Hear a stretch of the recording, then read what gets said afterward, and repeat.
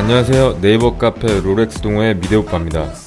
일단 오늘은 시청해주시는 분들한테 감사하다는 말씀을 좀 드리고 싶어요. 제가 목소리 넣고 방송한 지 이제 2달 조금 넘었나 그랬는데, 이 기간 동안 되게 감사하게도 시청 시간이랑 구독자가 굉장히 빠르게 늘고 있고, 롤렉스 동호회 네이버 카페 롤렉스 동호회 회원 가입률도 정말 빠르게 늘어나서 참 열심히 찍은 보람이 있다 생각되고, 그러다 보니까 하나라도 좀 또 더 알려드리고 싶은 마음이 들고 좀 그렇습니다. 어느 정도 좀 있다가 구독자님들 대상으로 이벤트도 좀 계획하고 있습니다. 그래서 여튼 좋게 봐주셔서 감사드리고요. 앞으로도 많은 시청 부탁드립니다. 자, 오늘 여러분께 소개해드릴 시계는 제가 여러 번 소개해드려서 익숙하신 오데마픽의 로얄 오크 라인 있잖아요. 거기서 신형 라인에 속하는 시계고, 그리고 생소하실 수 있는 사이즈의 시계예요.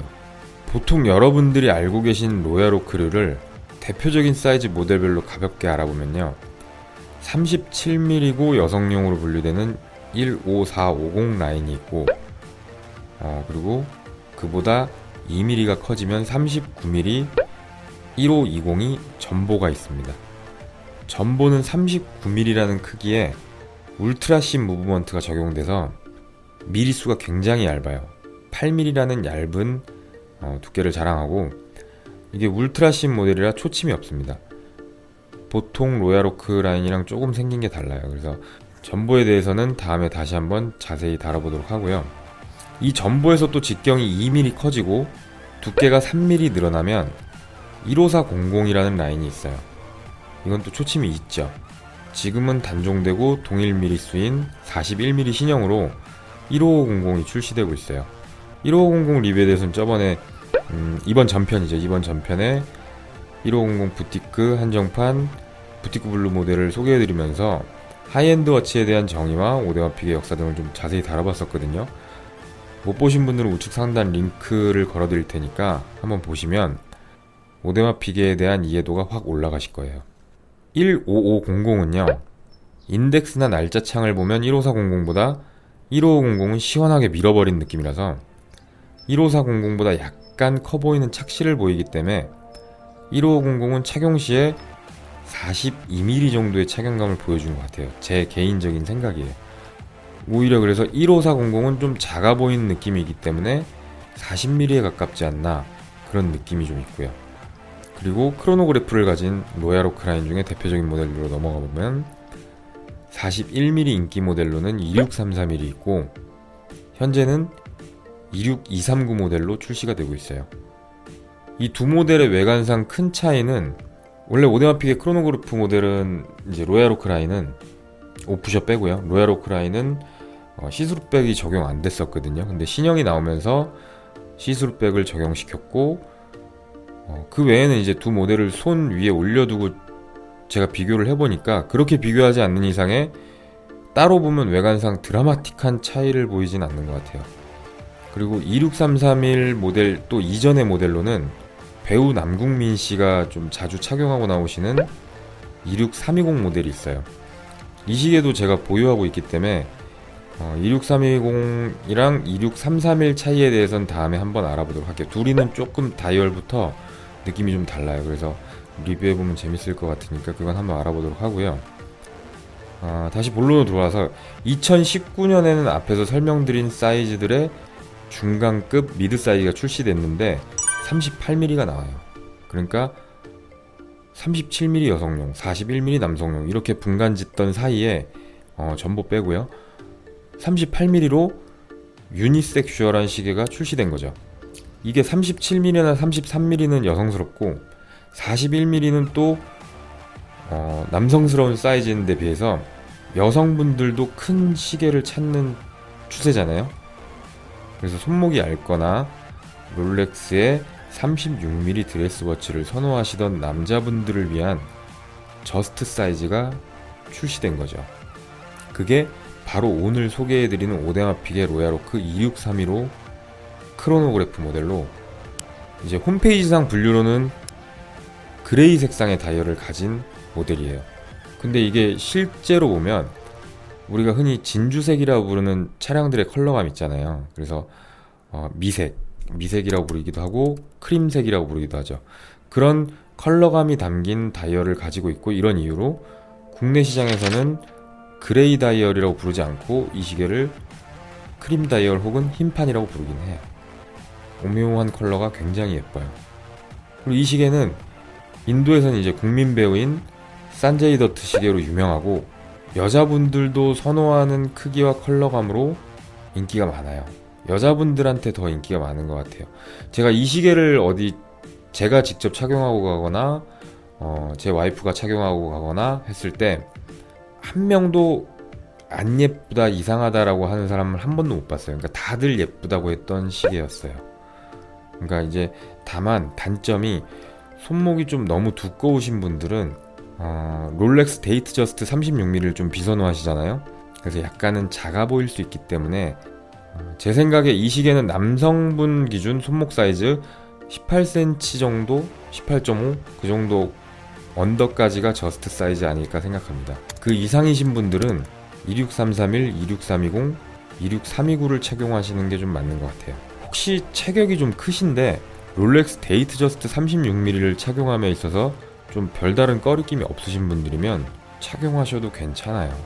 개인의 취향이니까요. 그리고 이 모델이 출시 당시에 국내 리테일가는 7천만원 중반대 정도였던 걸로 기억하는데, 출시 때요. 원래는 부티크 한정판이라 해외 전용이었고, 오데마픽의 부티크 매장이 국내엔 없었기 때문에 국내에는 원래 없던 모델이 맞지만 해외에선 조금 사이즈 포지션이 애매해서 그런지 손이 뜨던 모델이었어요. 그래서 국내로 물량을 꽤 넘겼다는 소리가 있었던 모델이었는데, 한 2020년, 그러니까 한 불과 2-3년 전만 해도 웨이팅 없이 구할 수도 있었던 모델이었어요. 어찌 보면 이제 사람들이 2632로 38mm의 실물을 보지 못해서 이거 그냥 비인기 모델이야 하고 단정 지어버렸을 수는 있는데요. 이 모델이 실물은 정말 끝내주는 모델이라서 시간이 지날수록 인기는 치솟을 수밖에 없는 것 같아요.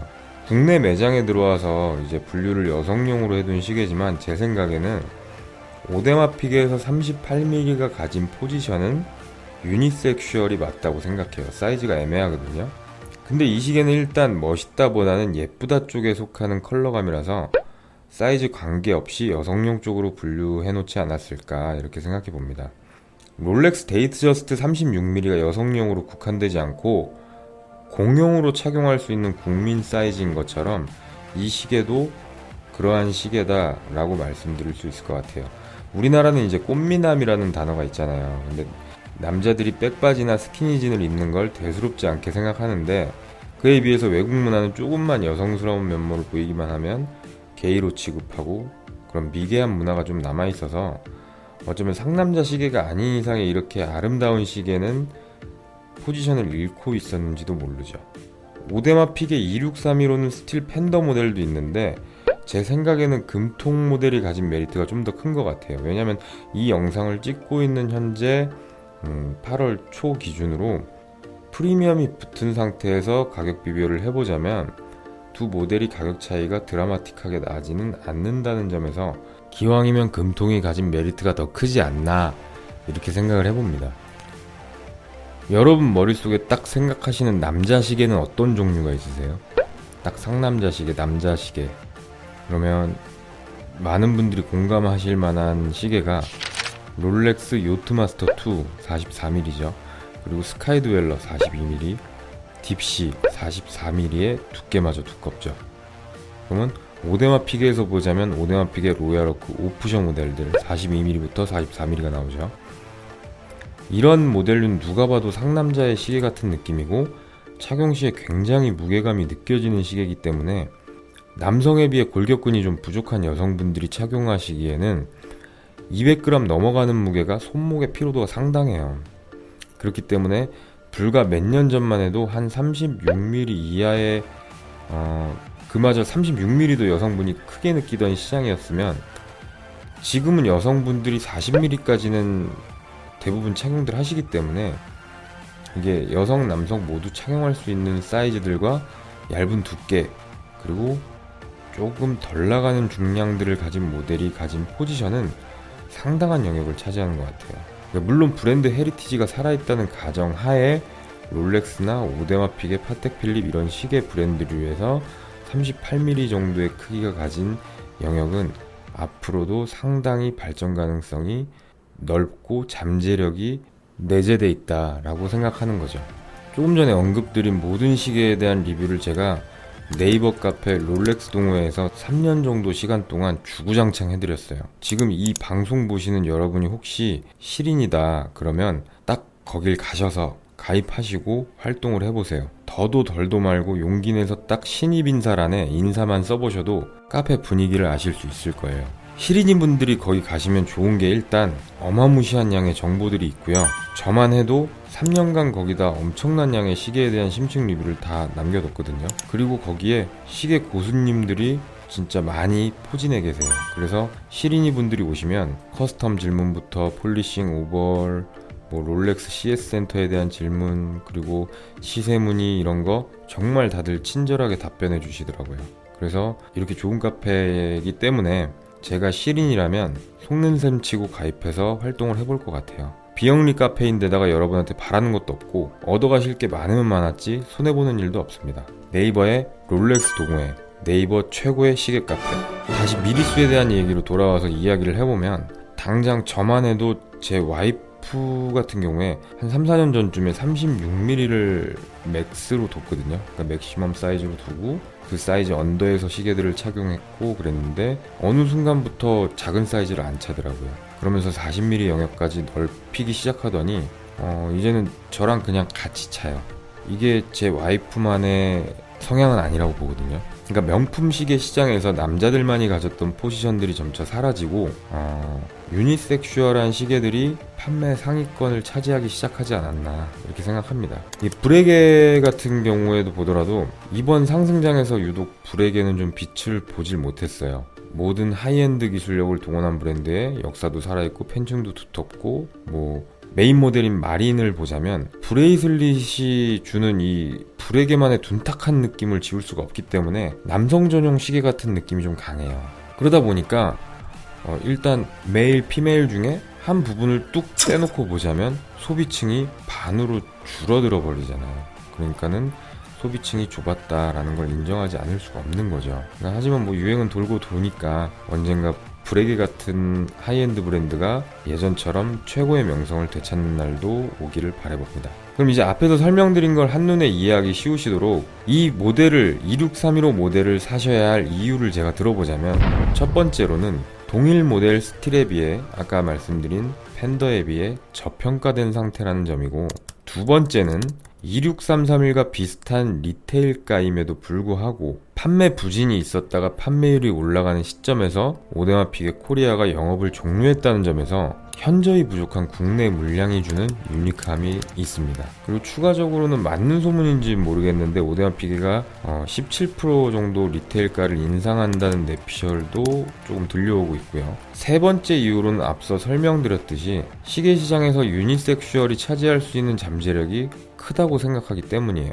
명품 시장에서 여자분들이 시계를 찾는 범위가 이제 좀 넓어지기 시작했거든요. 샤넬백, 에르메스백 이런 거 열광했을 때 착용하는 시계가 까르띠에 발롱블루나 탱크 혹은 샤넬 J22 정도의 가격대에서 머물렀었는데, 거기서 이제 여자분들이 눈을 뜨면서 다음 타겟이 이제 롤렉스로 넘어오기 시작하신 거죠. 요즘 길거리를 좀 다녀보면 여자분들이 착용하신 시계들도 데이토나 헐크 착용하고 TV에 나오신 일반인 분들도 좀 쉽게 볼 수 있는 세상이 됐기 때문에, 그러다 보면 이제 여자분들이 점점 시계를 찾는, 그리고 40mm 이상의 시계를 찾는 빈도수가 늘어나면서 눈을 뜨면 뜰수록 시계 시장도 조금 더 커지겠죠. 그러면 자연스레 유니섹슈얼이 가진 포지션이 늘어날 겁니다. 그래서 원래 명품 시장에서 여성분들이 차지하는 잠재 구매 분포력이 남자분들보다 월등하게 높잖아요. 그러니까 시간이 지나면 차차 인식이 변해감에 따라서 옥석이 가려지게 되겠죠. 네 번째 이유로 이 시계 실물이 상당히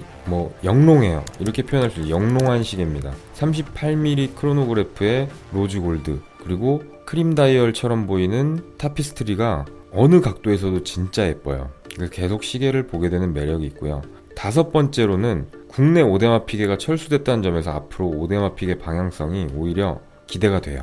오데마피게라는 브랜드가 무너지지 않는 이상의 이 시계는 실착러분들이 착용하시기에 시세 유지 면에서도 그리고 만족도 면에서도 꽤 괜찮은 시계가 아닐까 생각합니다. 근데 앞서 말씀드렸듯이 손목 굵으신 분들은 이거 사지 마세요. 데이트 저스트 36mm랑 40mm의 중간쯤 사이즈인데 크로노그래프가 달렸잖아요. 그래서 다이얼이 꽉 차 있어서 실제로는 한 37mm 정도의 느낌이 맞는 것 같아요, 제가 보기엔. 근데 어떤 분들은 크로노라 또 좀 크게 보기도 하더라고요. 그래서 어찌됐건 38mm 정도의 시계보다는 미니멈이 40mm다는 하시는 분들은 구매하시면 안 되고요. 상남자의 시계보다 약간 나는 아름다운 시계를 원한다, 그러면 이 시계 적극 추천해 드립니다. 여기까지 추천드린 시계 오데마픽의 로얄오크 26315 로즈골드 금통 모델에 대해서 설명드렸습니다. 시청해 주셔서 감사드리고요. 다음 시간에 뵙겠습니다. 감사합니다.